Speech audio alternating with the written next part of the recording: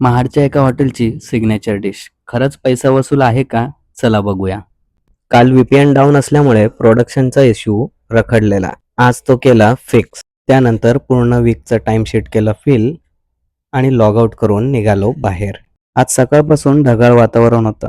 नेमकं संध्याकाळी थोडा पाऊस पडलाच. हे पोचलो सागरच्या मेडिकलवर. त्याचा साईड बिझनेस म्हणजे रील स्क्रोलिंग चालूच होता. मग रात्री सगळ्यांचा प्लॅन झाला बाहेर जेवायला जायचा.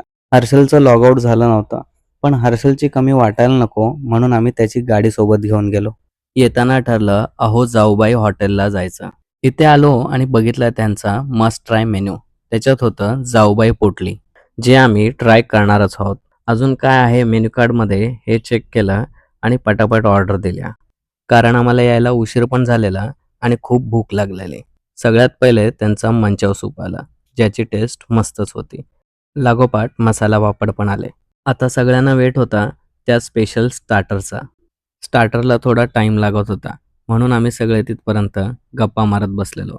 फायनली आले पहिले चीज बॉल्स आणि त्याच्या पाठोपाठ आली ही डिश जिचा आपण वेट करत होतो. डिश समोर येताच सगळ्यांचे मोबाईल आले बाहेर व्हिडिओ काढण्यासाठी. नावाप्रमाणे टेस्ट पण युनिक होती. त्यानंतर आज रोटी खायचं कोणाचं मन नव्हतं म्हणून इथे कुलचे ऑर्डर केले.